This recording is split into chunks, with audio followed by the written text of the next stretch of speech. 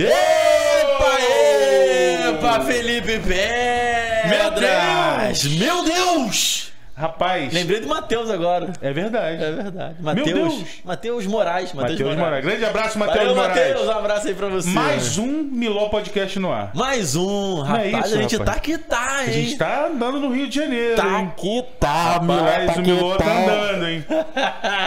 Pessoal, sejam bem-vindos. Esse é mais um episódio de alto garbo, elegância, inteligência e vida cristã e reino. Não é isso, Evandro? É isso mesmo, mais um episódio com muito conteúdo, muita troca de ideia, muito papo, tentando falar de um evangelho um pouquinho fora da caixinha, de como o evangelho se aplica no dia a dia, sabe? Do cidadão mesmo que acorda às 5 da manhã, pega ônibus, metrô, lotadão, BRT, querendo destruir o BRT, que é horroroso, meu Deus, sabe? do céu. Com conta atrasada ou com conta paga, ou o cara que mora na Baixada ou o cara que mora na Zona Sul. A gente quer falar com todo mundo. E pra você ajudar a gente a alcançar o máximo de pessoas possíveis, é o que a gente sempre fala, se inscreva aí no canal do Miló, ative as notificações e também copia o link dessa página aqui, desse canal no YouTube e manda aí pro máximo de pessoas que você puder. O máximo de pessoas. Esse botãozinho que a gente sempre fala, né, Evandro? Que você acha tão engraçado, você fica até feliz só de falar. Engraçado. Botãozinho do transbordo, o compartilhamento, você pode compartilhar no WhatsApp, no Instagram, no Facebook. Fazer stories. Né? Olha, são várias vertentes que você pode fazer para divulgar o nosso canal aqui. E outra coisa, você também tem voz aqui, hein?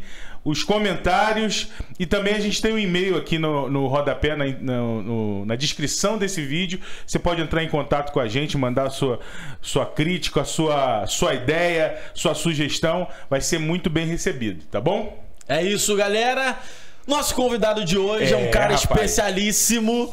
Hoje o papo vai ser a primeira vez que a gente vai falar esse assunto aqui. Exatamente, primeira vez, é verdade. Dá um pequeno spoiler, né? Porque a gente vai falar sobre política também. Política, isso aí. Na verdade, não é discutir a política, é falar um pouquinho sobre a política e a fé e a religião, como é que pode se comunicar, né? E se deve se comunicar, conversar entre elas, enfim. Nosso convidado de hoje, Filipão, meu Deus, com os tambores, ele, professor Elvio Costa. E aí, Elvio, como é que você tá? Meu amigo, muito bem-vindo. Tudo certo? Maravilha. Seja bem-vindo. Tudo maravilhoso. Olha, eu vou dizer uma coisa, essa abertura era contagia. Tu viu? Eu gostei do alto garbo. Alto garbo. Alto garbo, tô estudando a primeira vez que eu ouvi isso foi o Filipão falando também. Me emocionei aqui, porque não é, poxa vida, olha, parabéns aí, só em abrir esse podcast aqui, desse jeito, a gente já fica aí maravilhado. Imaginando o que vai acontecer durante a conversa. Que irado. A gente está bem feliz com a sua presença aqui também. Um pouquinho difícil de te apresentar, porque você é professor, tem mestrado, tá cursando doutorado, né? Rapaz, você tá muito fofoqueiro. Ele tá fofoqueiro. Tem alguns... A fofoca tá certa. O ruim é quando a fofoca tá errada. Tem alguns projetos sociais rodando aí. Isso aí. E foi vice-candidato... Foi candidato a vice-presidente da República em 2018 com o Emael, não é isso? Ei, Emael. Eu gostava da musiquinha. O democrata cristão. Do Emael. A única coisa que eu não consegui decorar e ficar na minha mente é o partido que vocês se candidataram. Porque o DC eu só lembro do Batman, sabe? Toda vez que fala DC, eu falo, o DC Batman tá vindo aí, inclusive o filme que eu não vi ainda. Mas enfim, DC democracia cristã. Democracia cristã. Agora, sabe uma coisa, Felipe? Que você falou aí sobre o jingle, você lembra do jingle? Esse jingle, ele entrou pro Guinness Book. Olha só. Porque ele é o jingle mais longevo. Ele tem quase 8 campanhas e ele permanece. E eu estava num episódio muito curioso na campanha presidencial de 2018. Eu estava no Amapá. Sim. Aí, conversando, fiado, a eleição já estava bem definida entre Bolsonaro e etc. Aí eu perguntei assim, aí você vai votar em quem? Eu vou votar no Bolsonaro, dizia a pessoa. Você não vai votar no Emael? Quem é Emael? Aí eu me senti um pouquinho mal, mas também recebi. Aí eu cantei o jingle. Você não sabe quem é o Emael? O eu sei o Emael. Então ele não é nem ele, é o Emael. É um caso no qual o jingle ele ficou maior até do que o candidato. Verdade. Isso, de certa forma, foi bom no início, mas depois veio até atrapalhar o processo. Entendi. Bom a gente conversar sobre isso, né? É verdade. Professor, vamos falar um pouquinho dos seus projetos sociais primeiro? Isso. Vamos lá. Tem algum... Eu recebi um release seu, né? Que bom que você faz o dever de casa, né? Não fica só surfando, não. Não fico só surfando. Queria ficar só surfando, essa é a verdade. Mas não fico. Mas são alguns. Eu fiquei com dificuldade assim, caramba, eu vi um que são Jovens Sonhadores. Jovens que sonham. Jovens que Sonham, que é um projeto dentro da Degase, né? Isso. Eu vi o vídeo da Degase lá de Campos. Eu achei incrível, assim, um projeto tentando profissionalizar, ensinar, passar alguma coisa para os detentos, né? Eu li alguns outros projetos com nome, inclusive, difíceis de serem ditos, né? É porque ele falou garboso, eu tenho que arranjar um nome, eu tenho que arranjar um nome difícil também, né? Tem que elaborar Mas fala um pouquinho dos seus projetos. Quais são os projetos que você tem? São quantos hoje funcionando? Bom, funcionando, nós temos 3 projetos. São 7 projetos no total, 7 não por acaso. A gente pensa aí, pensando na perfeição do nosso Deus e tentando espelhar-se nele, não ser como ele, não em poder, mas ser como ele em intenção de fazer o bem. Primeiramente, nós temos uma instituição chamada Cooperar Brasil. O Cooperar Brasil é uma fundação, ela tem a sede nacional em Itaboraí, interior do estado do Rio de Janeiro, e a sede mundial fica em Genebra, na Suíça. Participam desse conselho 2 suíços, são presidente e vice-presidente de um banco suíço, um francês, que também participa do projeto, e eu, pela boa mão de Deus, pela misericórdia de Deus, preto, pobre, brasileiro, ocupo hoje a presidência dessa instituição mundial. Mas a mão de Deus, ela move de forma, né? Ela faz o que ela... Assim, eu amei a Jacó e aborreci Esaú, eu faço o que eu quero, do jeito que eu quero. Então Deus faz as coisas justamente para a gente entender que é Ele que faz. Então, nós temos uma missão que é incluir e transformar pessoas. Incluir e transformar. Nós entendemos que inclusão sem transformação é ilusão. O próprio Evangelho é isso. Você traz para dentro da igreja, mas se ele não se transforma, você está iludindo. A inclusão sem transformação, você ilude, tanto na perspectiva cristã, quanto na perspectiva social. Então, o que nós pretendemos com o nosso primeiro projeto, que é o projeto IVA, Inclusão que vem das águas. O nome é esse mesmo, IVA. O IVA, ele consiste na qualificação de pessoas em segurança alimentar, aquelas pessoas que acordam e não têm um pãozinho para comer. E nós temos centenas de milhares pelo mundo. E no Brasil, também seus milhares. Acordam. Hoje pela manhã, milhões de pessoas acordaram e não tiveram o que comer pela manhã. Pensando justamente nessas pessoas que estão excluídas da área do atendimento, da rede protetiva social, nós desenvolvemos esse projeto. Só que eu não quero apenas incluir, eu não quero apenas dar a condição dele tomar o café de manhã. Eu não quero doar, eu quero que ele trabalhe. Porque o trabalho, ele dignifica o homem. Rui Barbosa, ele tem uma frase que diz assim: Deus começa, e o homem termina a criação de si próprio. Como? Pelo trabalho. O trabalho é o castigo, mas é o castigo que nos traz a paz. Ele traz paz. Você, quando trabalha, você acorda um homem, uma mulher. Gonzaguinha, na sua música Guerreiro Menino, ele diz assim: sem o seu trabalho, o homem não tem honra. E sem a sua honra, se morre e se mata. Digo o homem aqui como de 2 gêneros, aplicando a gênero, humanidade. Né? Hoje é o Dia Internacional delas, as poderosas. No dia é verdade. Você, mulher que está assistindo esse episódio, não está assistindo no dia, né? Mas a gravação está sendo no dia, então parabéns para todas vocês. Metade do mundo é mulher. É verdade. Inclusive, e a outra metade nasceu dela. É verdade. Então, queria mandar um beijo especial pra minha esposa e pra minha mãe. Um beijo, meu amor, Monique. Um beijo, meu amor, mamãe. Beijo pra vocês. Que bacana. Então, assim, a nossa intenção é justamente essa. Nós pegamos essas pessoas em vulnerabilidade social, em áreas de risco, portanto, que são sujeitas à ação de tráfico, ação de aliciamento para a prostituição, etc. E em segurança alimentar. Esses são os nossos públicos, primeiramente nosso público-alvo. E nós damos um curso de técnicas aquícolas para essas pessoas. Elas aprendem a criar tilápia, criar rã, criar camarão, eviscerar a rã, abrir a rã, tirar o couro, da mesma forma a tilápia. E nós estamos fechando uma parceria com uma grande empresa internacional de marca de couro, trabalha com bolsas e cinto, e nós vamos começar a utilizar a pele da rã e fechamos agora com um laboratório alemão também para poder aproveitar a pele da tilápia, porque todos sabemos que tem os fins medicinais. Só que nós não temos a técnica de extração. Então, tudo isso é ensinado nesse curso. E uma vez aprovado nesse curso, esse aluno que cursou, ele não tem faixa, o mínimo são 18 anos, e o máximo 120. Então, que de 120 não passarás. Então, se Deus falou, então eu paro por aí. Mas se ele faz 21, estava lá também. Então, a gente entende que eu não dou a ele o peixe, eu dou a vara de pescar, porque depois que ele termina, eu dou a ele um tanque. E esse tanque, ele é capaz de produzir 1 tonelada de peixe. E eu compro, através da Fundação de Genebra, a gente compra toda essa produção de peixe. Esses tanques, eles são instalados numa área chamada IVA Park. O IVA é a inclusão que vem das águas. E um conjunto de 150 tanques é um IVA Park. Então, 150 pessoas trabalham, são 150 tanques, e em cada tanque eu emprego 2 pessoas. Então, direto eu emprego 300 pessoas no IVA Park. Mas o emprego direto gera seus indiretos. Sim. Então, como é que você gera o indireto? É uma menina que agora vai trabalhar tomando conta da filha, da outra que ficou... Então, a padaria vende mais pão, porque agora a pessoa consegue comprar um pão, agora compra 3. Então, aumenta. Então, os empregos indiretos, né, que orbitam, que gravitam em torno daquele IVA Park, eles vão aumentando. Então, esse é o principal projeto. Então, e a aquicultura... ela de todas as atividades econômicas, ela é que tem a capacidade de resposta mais rápida.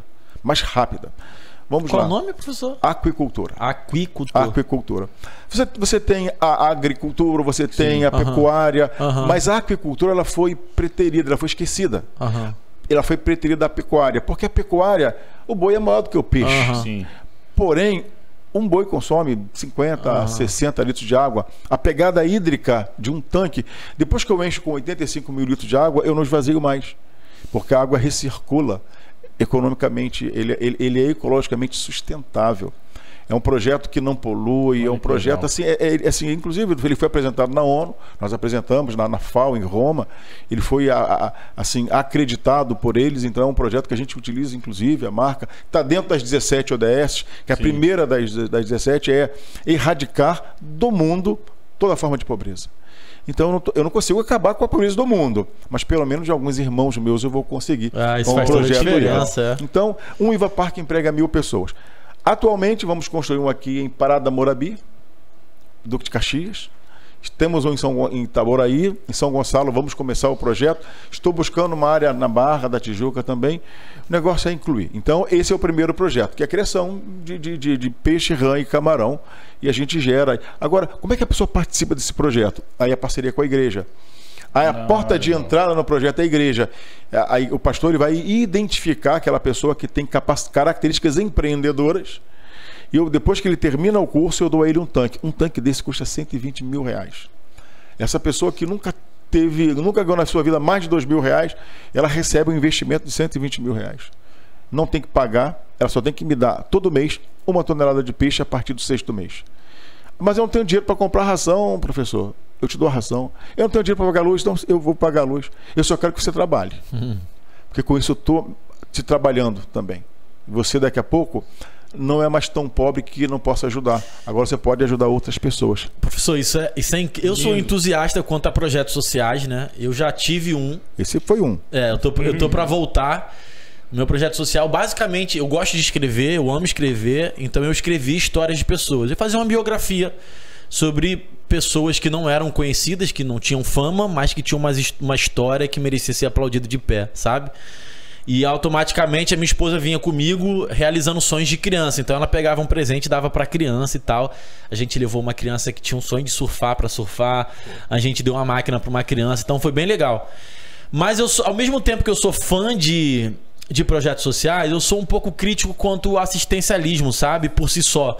Porque quando você só assiste e não cria um suporte para a pessoa parar de precisar de depender de você, acho que tem uma coisa errada.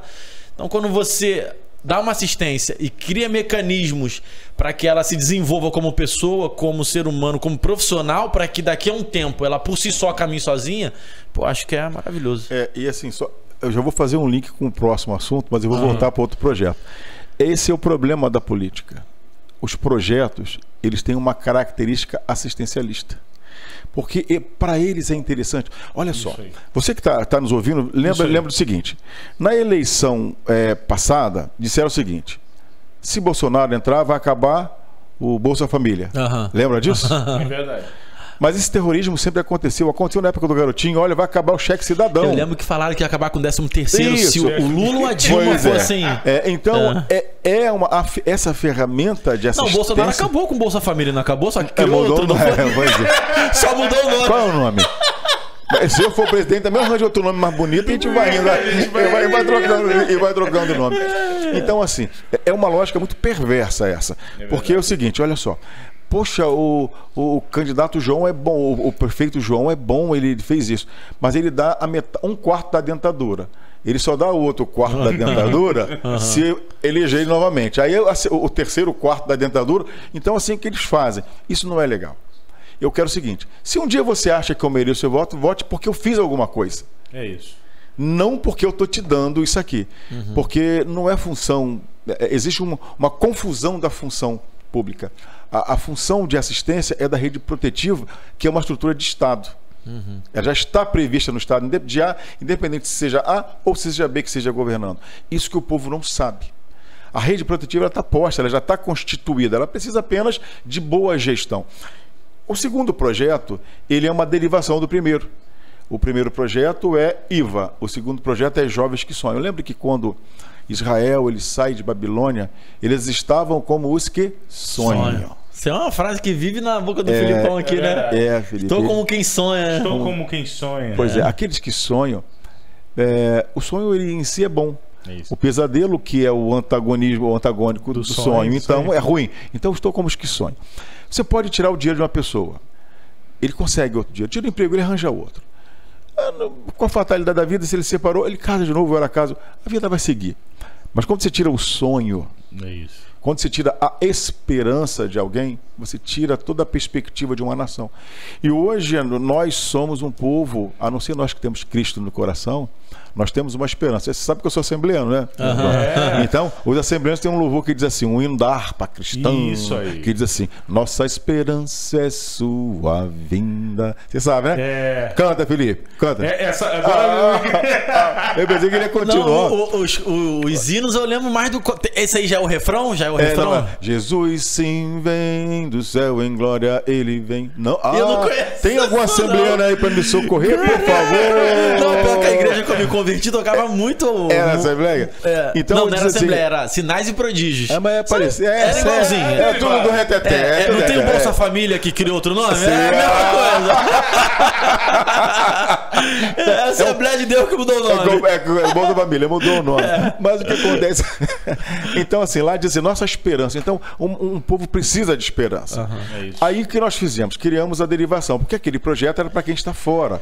Aí eu tenho aqueles que estão hoje, os jovens que estão cumprindo medidas socioeducativas. São os menores, que chamam-se menores infratores, mas em cumprimento de medidas socioeducativas, né? Para que ele possa ser reinserido novamente ao contexto social. Dependendo do nível de infração cometida, ele fica recolhido em unidades de acolhimento, que são os SENSE. Então nós colocamos lá em Campos, no SENSE de Campos, colocamos um tanque. E demos um curso e foi uma coisa simplesmente maravilhosa.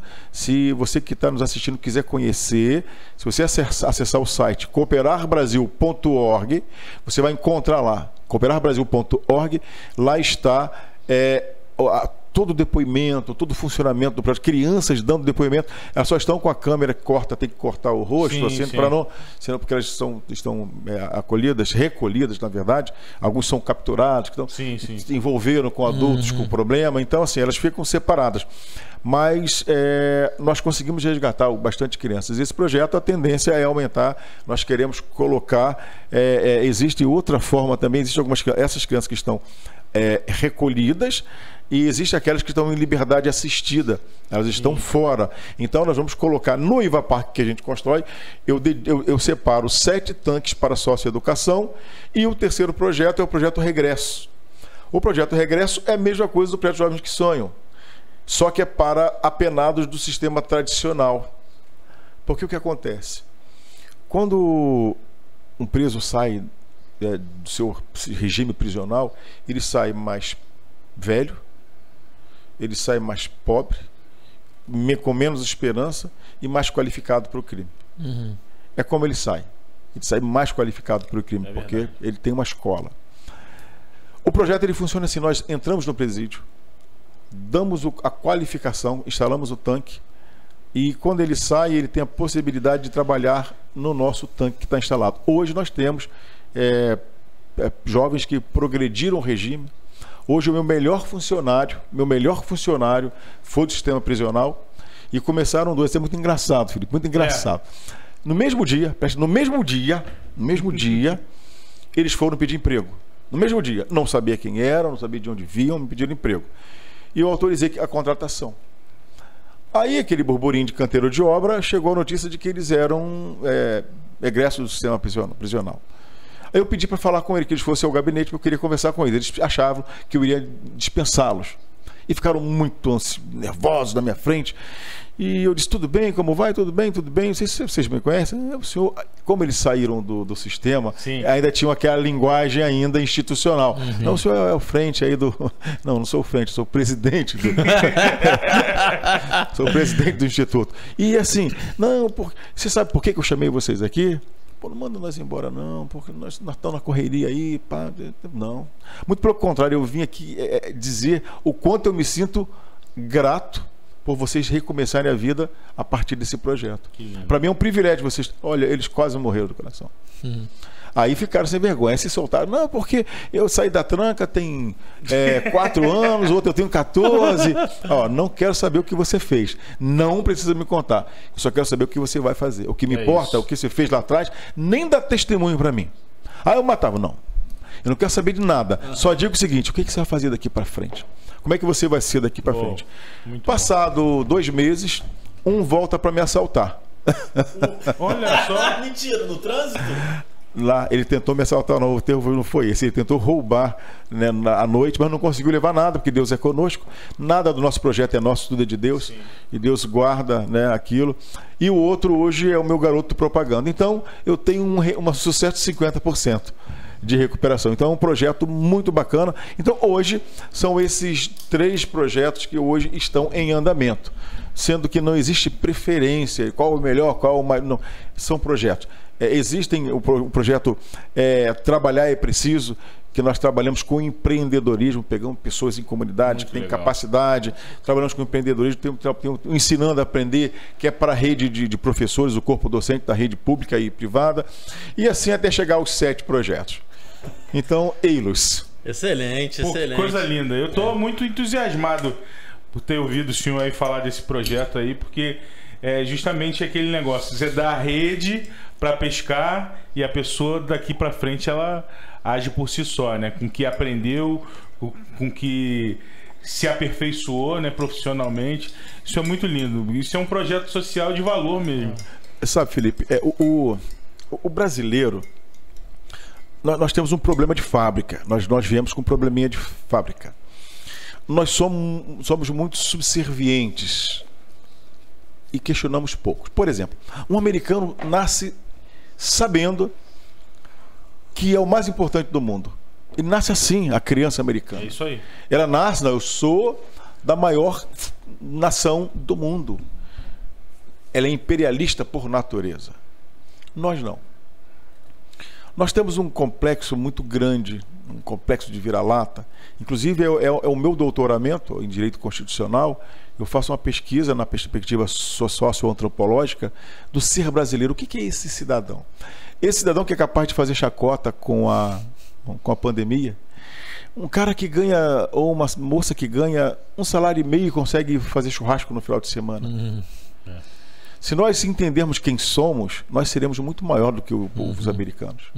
Nós temos muito mais carcaça, nós temos muito mais. A gente sofre tanto. Ainda consegue ser esse povo onde o evangelho prospera de uma forma, verdade, independente do nome que se dê. Isso aí. Independente do nome que se dê, a denominação, ao nome do pastor, é uma igreja onde o evangelho é um lugar onde o evangelho cresce. Mas nós temos esse problema. E quando nós somos subservientes demais, você chega diante de um juiz é uma autoridade? Sim, ele é uma autoridade, mas um juiz, ele é alguém que fez direito e estudou bastante. Isso aí. Por que eu não posso estudar isso? Então, você olha para ele com um afastamento natural e ele age com você assim, ele te trata assim, porque ele percebe. Por que o tubarão ataca? Porque ele percebe que tem sangue na água. Então, quando a pessoa te olha e te percebe com a autoestima lá embaixo, o que ela faz? Agora, quando você, mesmo sendo pobre, tendo chegado de bicicleta, você sabe quem você é, então o brasileiro precisa saber quem ele é. Aí ele não vai ficar à mercê de projetos sociais que não incluem. Ele só vai aceitar projeto que realmente seja projeto que venha para transformar a sua vida. Nós precisamos de transformação. É o que o mestre mandou, que nós sejamos transformados pelo poder da palavra e do evangelho. E da mesma forma a sociedade brasileira precisa de uma transformação de consciência. Eu não estou falando, nem eu nasci na Assembleia de Deus, acho que Cristo, o Brasil precisa, escute só, grava isso, o Brasil precisa urgentemente de Cristo, precisa de uma overdose de Cristo. Mas nem todos aceitam e a gente respeita aqueles que não aceitam. Porque todo cristão tem o dever de ser um bom cidadão. Mas nem todo bom cidadão tem que ser cristão. Entenderam? Todo cristão, ele tem por obrigação ser um bom cidadão. É obrigação dele. Agora, todo bom cidadão não necessariamente deve ser cristão. Ele pode ser que ele quiser ser. Mas nós precisamos dessa asepsia, dessa limpeza, entender e se portar como realmente filho de uma pátria, que Brasil, essa pátria maravilhosa, um lugarzinho bom de se viver, né? A relação com o Brasil, pra mim, é uma relação de amor e ódio, assim. Eu amo... Não, falando de Rio de Janeiro, na verdade. Eu amo e odeio o Rio de Janeiro. Tipo, você pega o BRT, mesmo que eu ande pelo Vale da Sombra da Morte, é o BRT, né?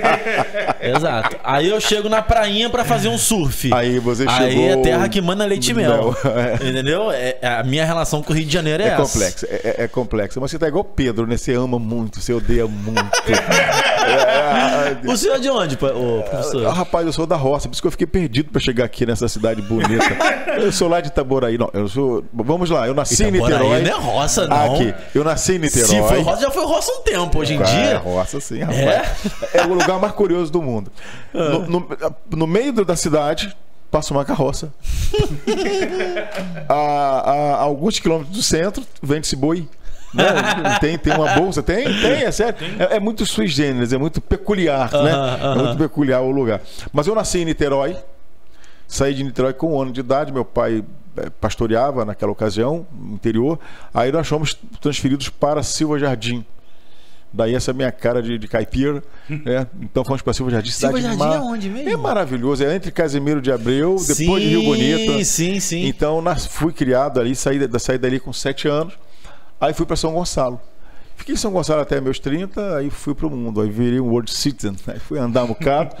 E hoje estou lá com a minha faculdade. Tem uma faculdade lá em Itaboraí, onde é a sede de todos os projetos, ali em Itaboraí. Só que é assim, é de Itaboraí para o mundo. Da cidade para o mundo. Então, dali para o mundo. Urbi et orbi. Ó, teve até um latinho aqui agora. É que você me incentivou no início. Professor é bravo. Muito conteúdo. Muito ensinamento. É verdade. Professor, a gente pode entrar agora e falar um pouquinho sobre política? Eis-me aqui. Eu vou me colocar numa posição, de fato, de quem tá com a mente muito aberta. Eu vou te explicar o porquê. Eu sou um pouco reticente. Não quanto a política, mas o quanto na verdade nem é quantitativa, é a forma como eu enxergo muitas vezes que a galera coloca a fé em Cristo na política. Vou tentar te explicar. Eu já sofri afirmações de que eu deveria votar em fulano de tal só pelo fato dele ser cristão. Sabe? Evandro, você precisa votar nele porque ele é cristão, porque ele é homem de Deus. Então você tem que votar nele. Porque se você votar em alguém que não é cristão, você vai estar pecando. Então a pessoa já imputou pecado sobre a minha vida. Ainda bem que o purgatório está aí para resolver. Exato. Se ele tem capacidade de imputar, então existe purgatório. E eu tô falando experiência própria, né? Não tô falando que essa é a realidade do Filipão ou de quem tá assistindo a gente. Tô falando de experiências que eu vivi. Eu já tive em conversas também, professor, em que a galera usa a nossa fé, usa a instituição igreja, não uma instituição específica, mas usa a instituição igreja com suas diversas denominações em prol da política, sabe? Então assim, cara, eu sou cristão da igreja tal e aquela igreja lá vai votar em mim e por aí vai. Então eu sou um pouco cético quanto a isso. Eu acho que o cristão, ele tem que entrar na política, ele tem que se envolver com política, mas ele tem que ser eleito, ele tem que ser candidato, ele tem que fazer o trabalho dele não para ser crente, sabe? E nem para os crentes. E nem para os crentes. Ele tem que fazer porque ele quer fazer, porque ele quer fazer um trabalho para a sociedade, para a população em onde ele está inserido de uma maneira geral. Eu sei que existem trabalhos diferentes, né? E aí o senhor pode falar muito melhor do que eu. Mas um deputado, ele vai ter um trabalho diferente de alguém que seja do executivo. Eu sei que são trabalhos diferentes. E eu tô falando demais. Tá confuso o que eu tô falando, não? Não, eu tô acostumado a aula. Tem aqueles alunos que querem que termine a aula logo, aí fica fazendo a pergunta longa para dar o tempo pra você. E aqui a gente tem um tempo muito bom. Tô tentando não. Tô captando. O Helder sabe muito bem quando você frequenta algumas coletivas de imprensa de esporte. O cara quase nunca fala, aí o cara vai fazer uma pergunta, ele faz um discurso de meia hora. Aí quando o cara faz a pergunta, o cara que tá escutando já até esqueceu. O que você perguntou mesmo, cara? Mas a minha pergunta pra ser direto, como é que o senhor enxerga e como é que o senhor acha que se aplica o cristão na política? Essa é a minha pergunta. Bom, rodamos e... Pronto, podia só fazer essa pergunta, né? Na verdade, eu já havia falado sobre isso um pouquinho antes. Todo cristão tem por obrigação ser um bom cidadão. Cidadão vem de city, de cidade, alguém que vive na cidade. Então, toda pessoa que vive na cidade, ela tem que, naturalmente, todo cristão que vive na cidade tem que ser um bom cidadão. Viver bem na cidade. Viver bem na cidade eu não tenho só cristão. Então, eu tenho que, primeiramente, viver e entender que existem as diferenças. Elas existem. Desde que o mundo é mundo. Deveria existir? Isso não é... Aí é função do arquiteto maior. Ele nos desenhou assim e deu-nos o arbítrio. Mas eu vou um pouquinho antes. Como eu sou mais velho, antigamente todo político chegava na igreja, ele dizia assim: feliz é a nação cujo Deus é o Senhor. Sim, disseste bem, cujo Deus é o Senhor. A nação não é território, nação é sentimento. Diga-se da nação flamenguista, né? Você flamenguista que nos ouve, dá tempo para ser salvo. Isso, se converta. Arrependa-se do seu pecado. Aí não. Gostei, senhor. Pois é. Raça de livro, pois é. Tem que ser arrependido, né? Tô sentindo, né? Sofri ontem, rapaz, aquele pênalti roubado lá, né? Negociado. Como é que foi aquele pênalti lá? Tem um flamenguista aqui, gente, tem um flamenguista que não pode falar. Vascaíno, eu sou vascaíno, rapaz. E eu peço até um amém aí, um glória a Deus para quem está nos assistindo, que tá difícil pra gente. Tá feio. O que eu tava falando? Eu esqueci da fala. Falando sobre a política, isso, sobre cristão. Bom, então, feliz a nação cujo Deus é o Senhor. Sim, agora, ela não diz cujo governante seja cristão. O governante é menor do que a nação. A nação é maior do que o governante. Legal. O governante está lá. Ele foi posto. Ele pode ser de Umbanda. Necessariamente quer dizer que ele vai dar mau testemunho? Olha, tem tantos cristãos que dão mau testemunho. E tem tantos de outro lado que dão tantos bons testemunhos que até nos deixa até encabulado assim, são coisas escabrosas que nós não deveríamos sequer admitir em nosso meio. Então, o fato da pessoa ser cristão, necessariamente, eu não voto em alguém só pelo fato dela ser cristã. Sou pastor, sou hebreu de hebreus, nasci na Assembleia de Deus, fui literalmente parido numa vigília, e mesmo assim eu acho que o pré-requisito para ser um bom governante não é ser cristão, é ser qualificado, é ter o preparo. Agora, Isso no executivo. No legislativo é que mudam as questões. Né? Uhum. O legislativo é quem legisla, o próprio nome já diz, é quem cria as leis, é quem ajuda a fiscalizar. Você tem a Câmara dos Deputados Federais, que é a Câmara dos Comuns, que é chamada, porque nosso sistema político ele é bicameral.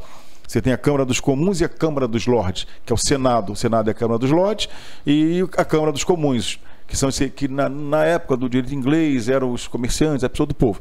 Então, as duas casas legislam. Nessa perspectiva, Evandro, é importante que a igreja tenha seus representantes.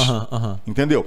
Porque é quem faz as leis. É quem dirá sobre a questão de gênero. Sim. É quem escreverá. É quem vai aprovar a indicação de alguém para o Supremo. Sim. Então, nessa perspectiva, é imperioso que a igreja...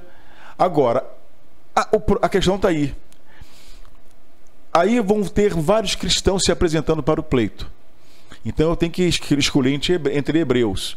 Então eu vou buscar desses hebreus aquele que tem a melhor história.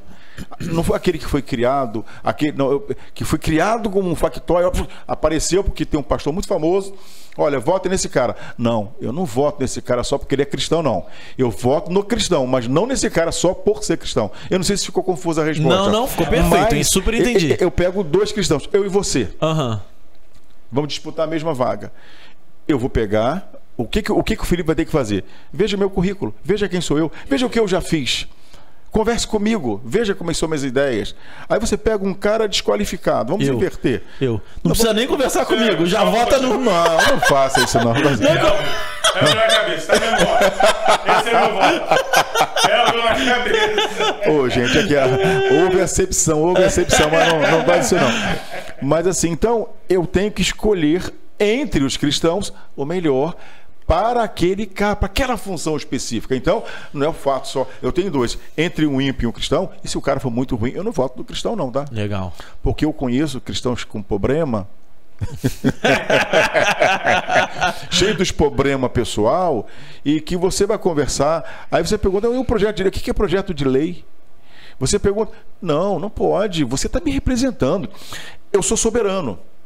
O direito diz que eu sou soberano nas minhas decisões. Mas eu cedo a minha soberania pelo voto. Eu digo, então, que o deputado Evandro, ele fala por mim. A partir porque eu identifico-me com ele. Então, eu preciso conversar com o Evandro. Então, fica aqui a dica. O fato de um pastor famoso dizer que Elvio Costa é um bom candidato, não se dê por satisfeito por isso. Veja quem é o Elvio Costa. Faz igual... Pode ver alguma coisa boa de Nazaré? Vem e vê. Vai lá, conhece os projetos, pega essa pessoa que... eu quero... O que você já fez? Fala para mim. Ou o que você quer ver coisa pior? Candidato crente que foi eleito, aí volta para a reeleição. A reeleição, para mim, já é um problema no nosso sistema. Aí o cidadão volta, aí conta perto da eleição, vai na sua igreja, aí assiste 10 minutos do culto. Pastor, eu tenho que pedir licença à igreja, porque eu tenho outra agenda. Aí chega na outra, ele visita 10 igrejas no mesmo dia. Por que enquanto durou o mandato dele, ele não visitou essas igrejas? Caramba, que legal isso, hein? É verdade. Ele entra, sai correndo, é feio. É muito feio. A igreja não gosta disso. E a igreja já está acordando para isso. É isso. A igreja está acordando. Por isso eu estou falando que duas legislaturas começa a asepsia, o processo de asepsia. Então, repare, vai começar agora. Na sua igreja vai chegar gente lá. Vão chegar. Eu tenho que ir para outra agenda, não. A igreja esteve aqui pronta para te ouvir. Viesse no culto, ceasse conosco, ou você não podia cear. O que está acontecendo? Você não me pediu o voto? Você tem que voltar para me agradecer o voto. Então, é um critério para você escolher seu candidato. Você votou, ele voltou na sua igreja para te agradecer? Se não votou, no voto dele nunca mais. Não vote nesse cara nunca mais, porque ele não é uma pessoa digna. Porque ele te esqueceu, ele te usou e te esqueceu. Então, respondendo objetivamente, eu acho que para cargos do executivo, o fato simples de ser cristão, nós temos, olha só, nós temos grandes cristãos administradores, grandes cristãos. Então ele vai poder disputar. Agora, para o legislativo é importante sim que a igreja se junte, se aglutine nesse sentido, marche no sentido de produzir um corpo legislativo forte a ponto de proteger a própria igreja. Que a igreja está sofrendo muitos ataques.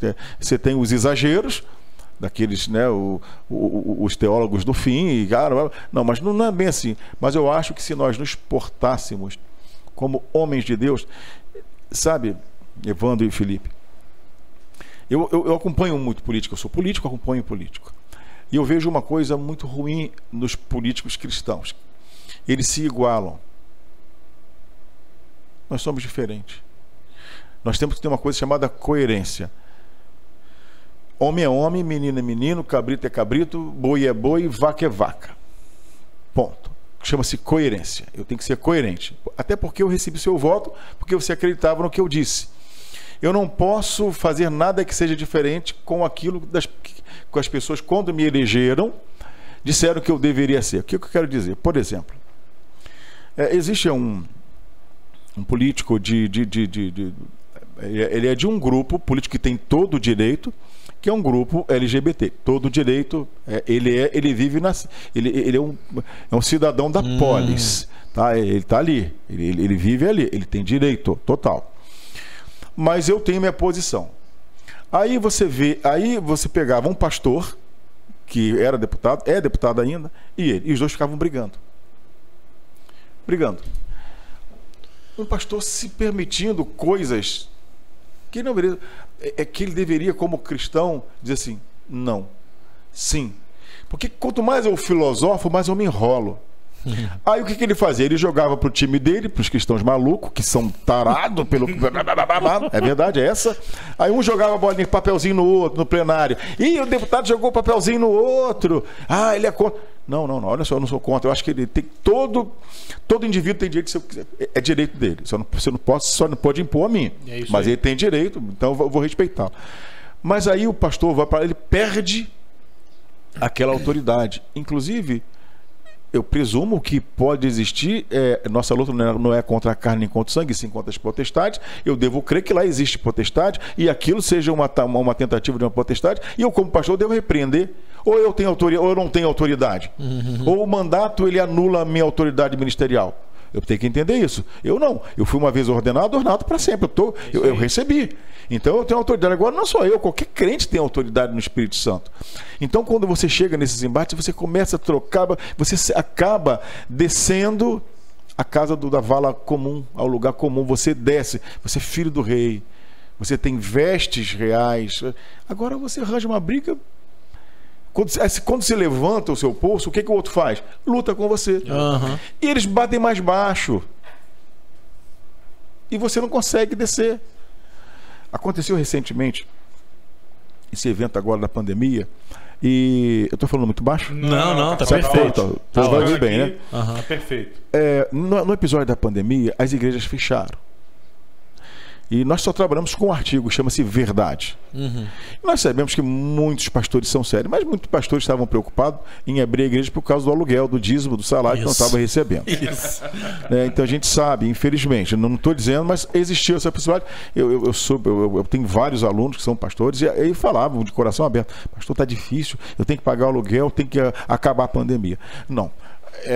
Eu acho que o pastor é o maior cumpridor da lei que existe. Se tem um homem que deve cumprir a lei, é o pastor. Até porque Jesus cumpriu. Dá César o que é de César, dá a Deus o que é de Deus, eu cumpro. Paulo, todo mundo cumpriu. Então por que eu agora não vou cumprir? Então existia aquela decisão do ministro do Supremo, eu esqueço o nome, o Barroso, na época, teve um envolvimento e a questão da igreja permanecer fechada. Veja, eu acho que a igreja deveria fazer diferente. Se eu fosse o porta-voz da igreja, não sou, eu perguntaria: Excelência, o que mais que o senhor quer que a igreja faça? Tem mais alguma coisa que a igreja pode ser útil? Porque nós estamos aqui para servir.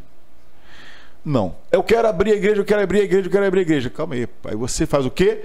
Você desce para o lugar que você está na briga comum. Não, olha só. A igreja está fechada. Estou cuidando dos crentes porque tem o WhatsApp, estou cuidando de todo mundo. Eu fui um pastor organizado, fiz reserva, consigo passar. Aí esses pastores desorganizados, foi o que aconteceu.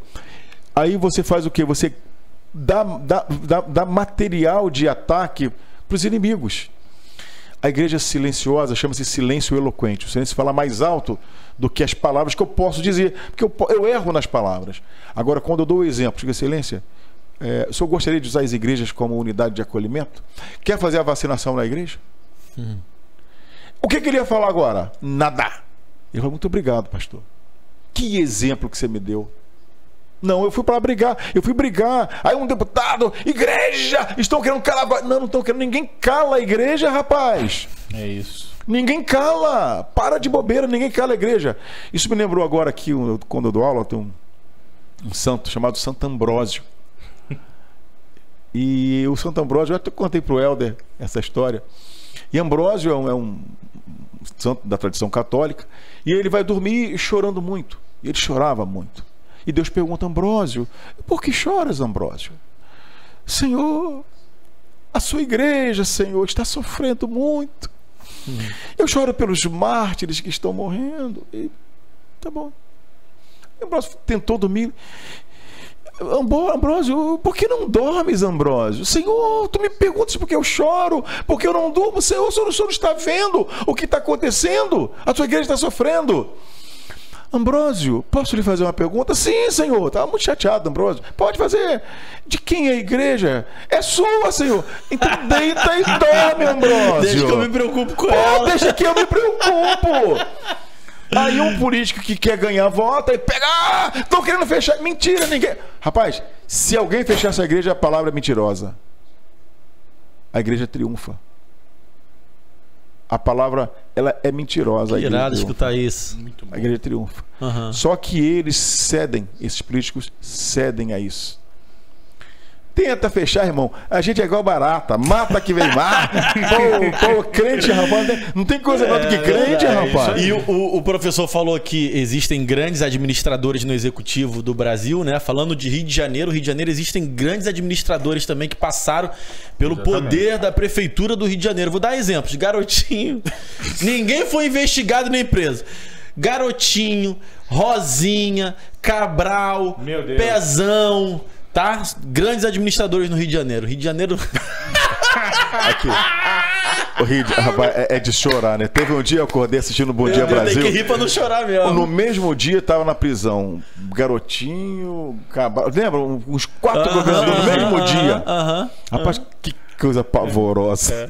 Recentemente foi o Witzel, né? Que foi o último governador do Rio de Janeiro a ser eleito, foi afastado e quem tá governando agora é o Cláudio Castro. Enfim. O senhor já foi candidato à vice-presidência da República, né? A gente tava trocando essa ideia aqui antes. E o senhor vai vir candidato a alguma coisa agora? Olha, eu sou já pelo partido pré-candidato ao Senado Federal pelo Rio de Janeiro. Opa, que legal. Sou candidato ao Senado. Esse ano tem alguns, eu só tenho uma vaga só.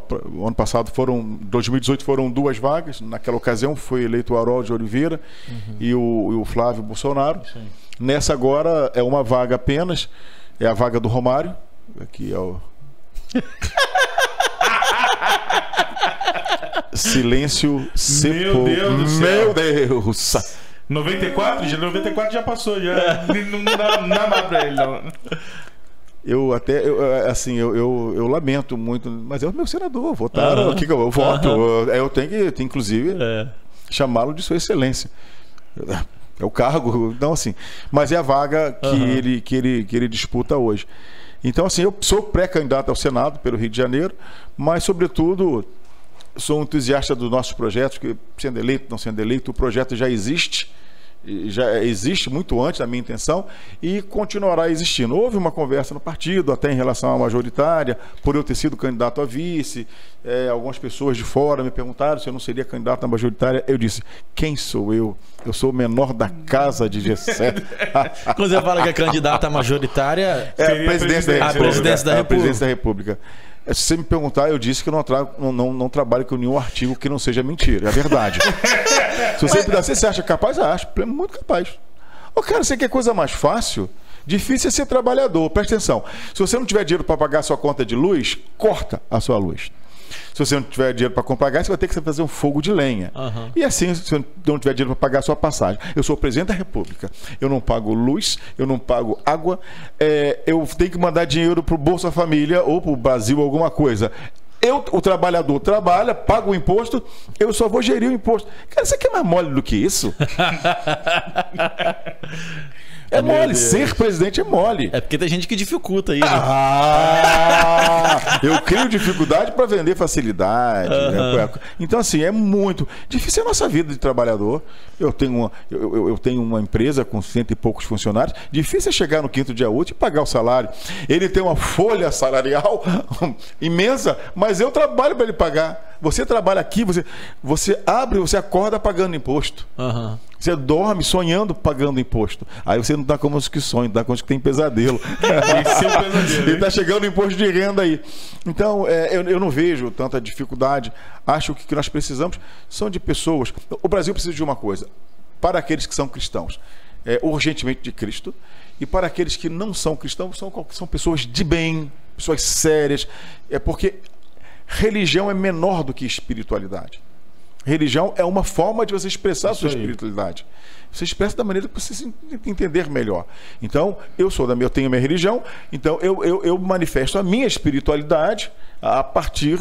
Eu reajo ao fenômeno religioso com aquela comunidade evangélica específica.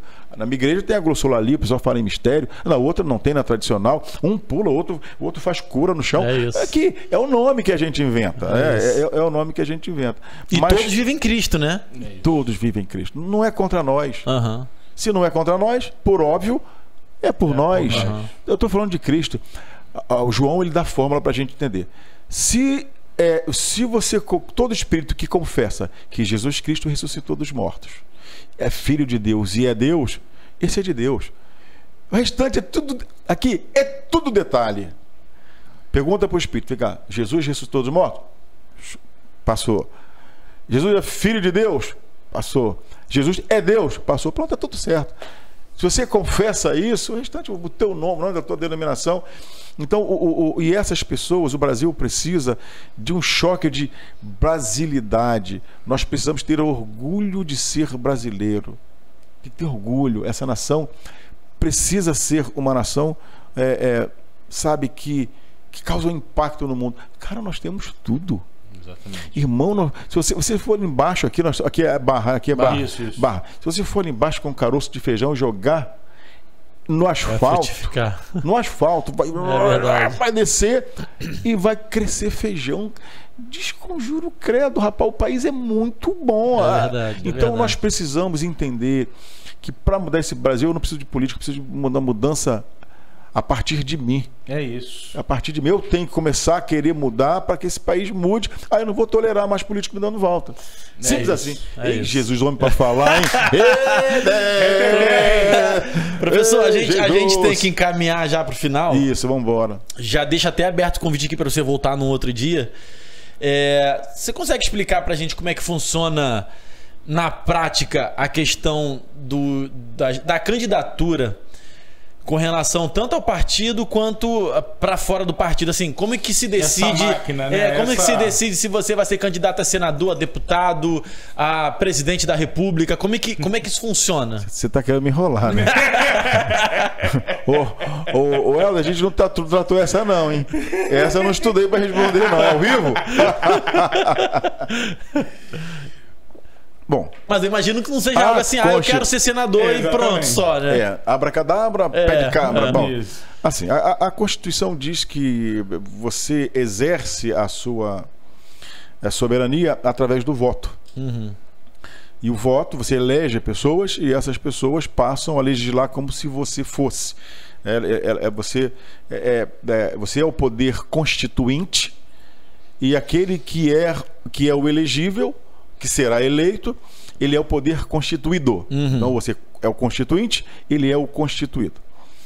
Pois bem, qualquer pessoa, seguindo o que a Constituição elenca ali, para ser senador, 35 anos, aí tem uma série de condições para que você possa, vereador 21, e cada um tem lá na Constituição. Pois bem, que deveria ser junto com a Bíblia. Primeira Bíblia, depois a Constituição. Gente, primeira Bíblia, acorda de manhã, lê a Bíblia, devocional. Depois, lê a Constituição, que é muito importante. A primeira Bíblia. Então, ali diz, te dá a formalidade. Mas isso é o que está escrito. Na verdade, dentro dos partidos funcionam assim. Aquele candidato que já foi testado nas urnas, que já teve mandato, normalmente o que ele vai fazendo com o passar do tempo? Ele vai angariando uma quantidade de votos. Então ele tem um ativo de votos. Ele pode perdê-los, porque o Brasil está se renovando muito. Mas a tendência é de quem está no mandato perpetuar-se no mandato. Entendo? E se quando começar as eleições, eleito sendo, acho que nenhum candidato, nenhuma pessoa, nenhum brasileiro pode ser mais de 2 vezes, nem sucessiva nem alternadamente. Apenas 2 mandatos e acabou. O cara ter 8 mandatos. O cara nunca trabalhou na vida. É um absurdo. O cara nunca trabalhou na vida. Quanto dá? 4 anos, 4, 8 vezes 32? 30. Ô, rapaz. E se aposenta mais cedo, né? Se aposenta mais cedo. É muito difícil, né? Não, o deputado ele se aposenta com não sei 2 mandatos? Eu também não sei. Sinceramente, eu não posso falar besteira no ar, tá então, gravado. Eu posso falar mais besteira ainda. Então, assim, porque normalmente se eu tivesse lá eleito, eu saberia que ia me preocupar. Mas como não estou, não me preocupei. Eu tenho aposentadoria privada, eu pago por fora. Então, o que acontece? Normalmente, o partido, essa pessoa que é eleita, é uma injustiça que acontece, então dificilmente uma pessoa que vem de fora ela conseguirá superar aquele que já tem um mandato, porque ele já está na mídia, ele tem uma estrutura, tem dinheiro agora. Mas a Constituição diz que você só exerce esse direito de ser constituído através de um partido político. Eu não posso lançar candidatura solo. Eu tenho que estar vinculado a um partido político. Aí eu tenho o presidente José da Silva, presidente do P4, em vez desse partido aqui agora. P4. Aí eu sou presidente do P4. Eu tenho o meu fundo eleitoral e tenho o meu fundo eleitoral e o fundo partidário. O fundo partidário é um recurso que o partido P4 recebe para poder manter a sua mantença, né? Ele manter-se, pagar luz, telefone, as suas sedes. E o fundo eleitoral é aquele que de 2 em 2 anos ele recebe para financiar aqueles que terão a possibilidade de serem eleitos. Aí começa o problema. Aí eu gosto muito do Felipe. Eu gosto mais ou menos do Evandro, mas eu gosto mais do Felipe. Eu acho que o Felipe tem mais pegada. Aí eu que decido. Entendi. A verdade, em tese, preste atenção, não deveria ser assim. Deveria ter uma assembleia, aí mas tudo mentira. É o presidente do partido que decide quem vai se candidatar. Muito bom você falar isso. Tudo mentira. Tudo mentira. Infelizmente, eu lamento o nosso sistema ser assim. Mas sabe por que é assim? Eu vou lhe contar. Porque o povo deixa. Porque eu deixo. É isso que eu ia falar agora. Se eu for na cabeça do presidente do partido começar a porrinhar aquele cara... Que é isso, rapaz? Que é isso? Tudo é um jogo de cartas marcadas. Se você me perguntar como é que eu cheguei à democracia cristã, como é que eu fui candidato a vice? Não sei, eu sei lá, rapaz. Eu sou professor. Um belo dia, eu peguei o telefone, liguei pro partido, fui lá e estou no partido há acho que uns 15 anos, mais ou menos. Construí, lutei dentro do partido. Mas existia um outro, e eu tive um problema dentro do meu próprio partido, que o presidente não gostava de mim, o presidente regional, o presidente nacional, que é o maior apaixonado por mim, é vivo, e o presidente regional me detestava. Olha só. Aí, para eu conseguir ser candidato, eu precisei de quê? Precisei que o presidente nacional falasse, mas ele não tem nem poder sobre isso. É porque as pessoas respeitam a autoridade. Então, assim, infelizmente, o presidente ele concentra esse poder e fere a democracia de morte. Porque tem pessoas bem intencionadas, mas que não têm dinheiro. Aí o que acontece? Você tem que dividir. Aí na hora, em tese, tem que ser igual. Mas aí eu gosto mais de falar. Para quem está nos ouvindo, esse assovio é um assovio eloquente. Então, gente, eu acho que a gente só consegue mudar isso assumindo realmente, fazendo ouvindo aquilo que Deus falou para Josafá: parai, estai de pé. Nós temos que estar de pé. Essa peleja é do Senhor. A briga aqui, a nível dessa perspectiva, Deus tem que querer fazer uma mudança. Mas Ele só vai fazer essa mudança se nós ficarmos de pé. E perfilar, eu estou aqui. Eu sou candidato, eu estou aqui. E eu fiz um voto com Deus antes de começar a minha jornada. Eu falei: Senhor, Por mais que eu seja mais professor do que pastor, todas as pessoas me chamam de pastor Elvio Costa. Imagine, Senhor, que eu eleito sendo e sai assim, pastor, eu não vou falar de senador, né? Pastor Elvio, que é da Igreja Assembleia de Deus. Então, como o Senhor me conhece, sabe a minha fraqueza, o Senhor sabe como eu sou culpado, eu sou fraco, eu sou incapaz. Mas eu vou fazer a marra que o Senhor deu confiança a Moisés. Ele deu confiança a Moisés. Ó, se a sua presença não for comigo, não me faça ir. Então, se o Senhor sabe que eu vou cair, então não me deixa ir. Porque eu sou fraco. Então, se o Senhor me criar condições favoráveis, eu vou estar lá. Faço a minha parte, estou de pé. E batalhando. Estou aqui hoje conversando. Mas está tudo na mão dele. Não muda absolutamente nada na minha vida. Só que, em estando lá, eu consigo potencializar esse nosso projeto tão maravilhoso que tem alcançado aí vidas Brasil afora. Coisa linda, professor. Queria agradecer a sua presença. Foi um prazer receber o senhor Tamo aqui. junto, tamo o senhor junto. Gostou? Ficou à vontade? Eu gostei da abertura, cara. É assim, né? A gente curtiu muito, eu curti muito essa presença aqui. Curti muito ter a presença do professor, porque eu sinto que ele respira ensinamento também, e todo professor e mestre merece ser louvado. Então, antes disso, antes da política toda, vem o professor, vem o pastor e o cidadão que o senhor é, que nessa conversa se mostrou aqui tão competente para assumir. Eu acho que a política é isso. Ter pessoas competentes para representar, né? Não só aos cristãos, mas os cidadãos, como o senhor falou. Meus parabéns. Obrigado. Muito obrigado, feliz Felipe. em conhecer o senhor. Evandro, valeu. Vamos marcar um surf, hein? Vamos, com certeza, vamos, com certeza. Queria mandar um abraço aqui pro Helder. Valeu, Helder. Um abraço pro Massone também. É isso o Helder aí. tá aqui, né? Qual o nome da empresa do Helder? Vamos colocar aqui. H11 Comunicação. Toda vez que você escutar o nome dessa empresa, sai correndo. Brincadeira, tá? Sabe que é laço. Brincadeira demais, brother. Conheço muito tempo. Estão ajudando a gente muito aqui. É isso. Galera, se inscreva aí no canal, ajuda a gente a alcançar o maior número de pessoas possível. Caminhe com a gente, porque quando a gente caminha junto, a gente caminha mais forte e a gente chega mais longe, tá bom? Vamos encerrar aqui na central, Filipão? Nós dois aqui. Aparecendo aqui também o professor. Um abraço, galera. Obrigado aí pela presença. Tamo junto. Valeu. Valeu!